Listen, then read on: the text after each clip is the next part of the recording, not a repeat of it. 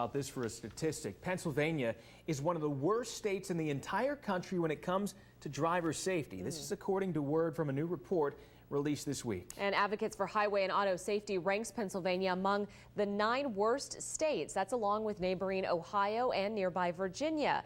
But it has nothing to do with the way we drive. CBS 21's Ben Russell joins us live tonight with the Dauphin County Mobile Newsroom. So Ben, what? New at 11, police have charged another Cumberland County man for the act of huffing.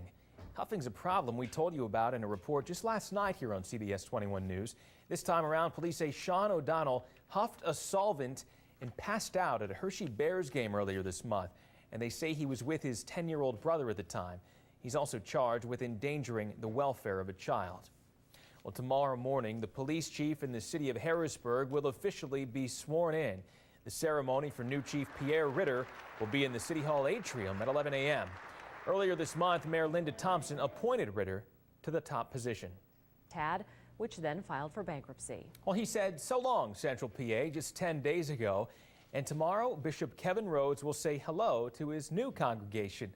The bishop will be installed in Fort Wayne, South Bend, Indiana.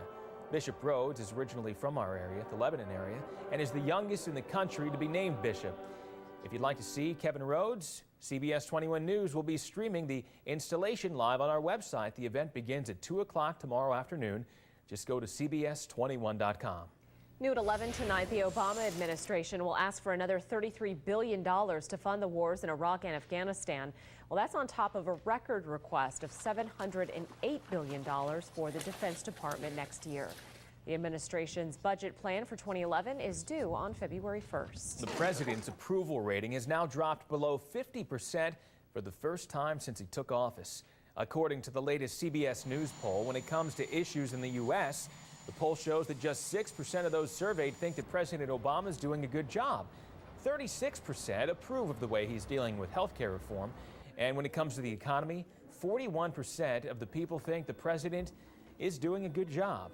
Lawmakers working with the White House on a health care reform bill may drop the proposed income tax increase. That's according to Democratic officials tonight.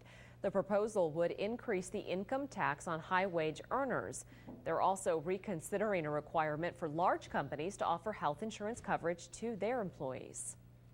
Buy health insurance or pay a fine. It's part of the health care reform bill, but it's a requirement that the Amish community doesn't have to follow. That's under part of the bill called the Religious Conscience Exemption. But aside from the Amish exemption, some Republican politicians are speaking out against the bill. They're questioning the constitutionality of the government forcing Americans to buy insurance. Keeping an eye on the economy tonight, the competition for the jobs that are out there is intensifying, and companies are unwilling to hire new workers. Still, millions of unemployed Americans are chasing those fewer job openings. According to a Labor Department report released just today, at the end of November, there were nearly 6.4 unemployed workers for each available job opening, and that's a record high. It's also an increase compared to the 6.1 unemployed workers for every open job in October. And it doesn't help, it's now impossible to track just how many jobs were saved or created by the federal stimulus program. That's because the White House has abandoned its controversial method of counting those jobs.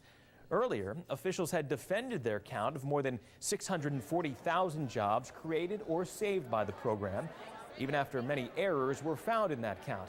But the administration is changing the rules. Now, the White House will count how many jobs are funded by the stimulus.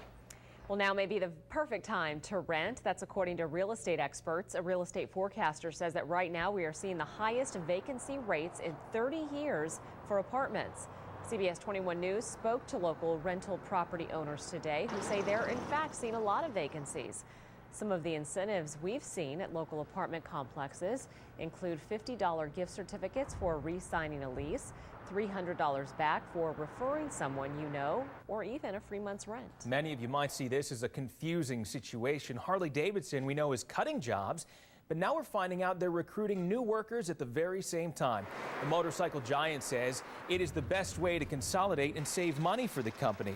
Nearly 1,000 full-time workers, though, will get pink slips over the next 2 years, while the company brings in hundreds of new so-called casual workers.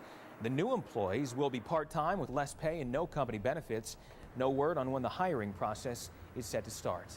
An update now to a story that we told you about last week. CBS 21 News ran a photo of a woman that we believe to be Joanna Seibert.